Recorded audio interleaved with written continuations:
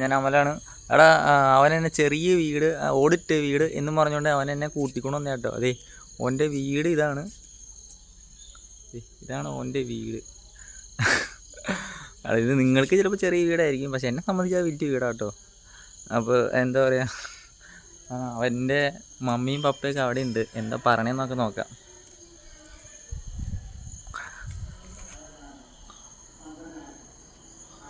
അവിടെ അവൻ്റെ കാലിരുന്ന് തിരുമ്മിക്കൊണ്ടിരിക്കുകയാണ് നിങ്ങൾ. മമ്മിയുടെ ഞാൻ ഒരു കാര്യം പറയട്ടെ. ഇപ്പൊ ഈ ഒരു പരിചയമില്ലാത്ത ഒരാളിപ്പോ നമ്മുടെ വീട്ടിലേക്ക് ഇങ്ങനെ കയറ്റാനുള്ള കാരണം എന്താ ഒന്ന് പറയാമോ? ഇപ്പൊ അതായത് ഇപ്പൊ എന്താ പറയാ, ഇപ്പൊ ഞാൻ പറയട്ടെ. അതായത് ഇപ്പൊ ഈ 3 വയസ്സായ പെങ്കൊച്ചിനെയും ഇങ്ങനെ പീഡിപ്പിക്കുന്ന കാലഘട്ടമാണ്. അതായത് തന്നെ 70 വയസ്സായ ആൾക്കാരെ ഇങ്ങനെ പീഡിപ്പിക്കുന്ന കാലഘട്ടമാണ്. അപ്പൊ അങ്ങനെയുള്ള കാലഘട്ടത്തില് ഇങ്ങനെ ഒരു പരിചയമില്ലാത്ത ഒരാളെ ഇങ്ങനെ വീട്ടിലേക്ക് വിളിച്ചു വരുത്താനുള്ള ഒരു കാരണം എന്ന് പറയാമോ? മോൻ എന്നോട് സംസാരിച്ചപ്പോ എന്റെ മോൻ എന്നോട് പറഞ്ഞു, മമ്മി എന്റെ കൂട്ടത്തിൽ ഒരു വൈകി 2 ദിവസത്തേക്ക് വീട് വന്നോട്ടെ.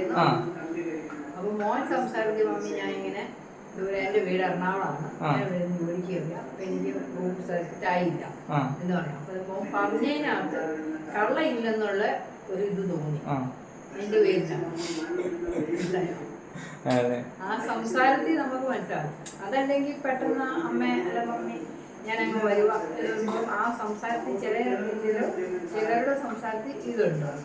പിന്നെ വന്ന് അടുത്ത് ഇന്നത്തെ കാലഘട്ടത്തിൽ പേടിയൊന്നുണ്ടായില്ലായിരുന്നോ? ഇല്ല, എനിക്ക് പേടി ഉണ്ടായില്ലായിരുന്നു. ഒരു പപ്പായുടെ ഉണ്ട്, എന്റെ മോന്റെ പ്രായമുള്ളത് വെച്ചാന്നുള്ള തോന്നി.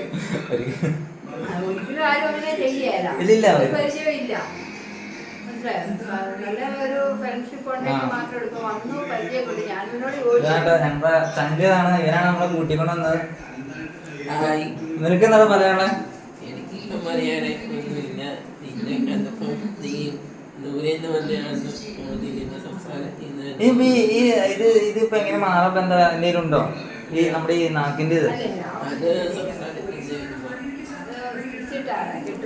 അല്ല നമുക്ക് ഈ എന്താ പറയാ, മറ്റേ ഈ എന്താ ഈ നമ്മുടെ ഈ ഹിന്ദുക്കളുടെ ഇതിലുണ്ട്, നമ്മുടെ ഈ ഇതുണ്ട്. അതായത് ഈ ശബരിമലയ്ക്ക് പോകുമ്പോൾ ഈ ശൂലം കുത്തുന്ന ഇതുണ്ട്. അതുപോലെ ഈ ശൂലം കുത്തി കഴിഞ്ഞാൽ, അതേ സുബ്രഹ്മണ്യൻ്റെ ടെമ്പിളിലൊക്കെ പോയി കഴിഞ്ഞാൽ ശൂലം കുത്തി കഴിഞ്ഞാൽ ഇങ്ങനെ മാറും എന്നുള്ളൊരു ഇതുണ്ട്. ആണോ? 3 വയസ്സ് കഴിഞ്ഞപ്പോഴാണ് ഇവൻ സംസാരിക്കാൻ തുടങ്ങിയപ്പോൾ ഇവൻ നാക്കും ഇതുപോലെ പടിയാൻ ഇങ്ങോട്ട് ഇറങ്ങിയപ്പോൾ അവിടെ മുമ്പിലത്തെ പല്ല് ഇങ്ങനെ കൂർത്തിരിക്കുന്നതായിരുന്നു. നമ്മുടെ ഈ കളവപ്പല്ലല്ല, അതിങ്ങനെ കൂർത്ത് കീപ്പൽ പോലെ ഇങ്ങനെ കൂർത്തിരിക്കും. അപ്പൊ ആ നാക്ക് പല്ല് കൊണ്ട് മുറിഞ്ഞപ്പോ ഇങ്ങനെ വന്നു. അപ്പൊ അതായത് ഈ നടുക്കൊരു കഷ്ണം പോലെ വരും. അപ്പൊ വീട് ഷേപ്പ് പോലെയാണ്. അതേപോലെയാണ് ശകലങ്ങൾ വിട്ട ഒരാളെ വിട്ട് വീടേക്ക് വരും. അപ്പൊ അത്രയും 19 സ്റ്റിച്ച് ഉണ്ടായിരുന്നു. അപ്പൊ ആ തയ്ച്ച വഴിക്ക് അപ്പൊ ക്ലിയർ ആയിട്ട് സംസാരിച്ചത് നാക്കിനടി നമുക്ക് എല്ലാവർക്കും കെട്ടുപൊളി. അപ്പൊ ഇനി മാറാൻ അത് ഇനിയിപ്പോ ഒന്നും ചെയ്യാനൊന്നും ഇല്ല. അല്ലെങ്കിൽ നമ്മൾ ആ കെട്ടുപള്ളി അടിച്ചെടുക്കണമെങ്കിൽ അതുപോലെ ലക്ഷങ്ങളും മുടക്കണം. ഇനി ആ ലക്ഷങ്ങൾ മുടക്കുന്നതിന് ഭേദം നേരത്തെയൊക്കെ സംസാരിക്കുമ്പോൾ ഇത്രയില്ല, ഇപ്പൊ സംസാരിച്ചപ്പോ ഇത്രയായി. അതിനെന്തിന് നമുക്ക് അതിനകത്ത് ഇത്രയും സംസാരിക്കുന്നുണ്ട്. ഇപ്പൊ ഒട്ടും സംസാരിക്കാത്ത പിള്ളേരില്ല. നമുക്ക് ദൈവം ഇത്രയും തന്നപ്പോൾ നമ്മൾ പിന്നെ അതിനെ ധിക്കരിച്ചു പോകുക എന്നുള്ളതാണ്.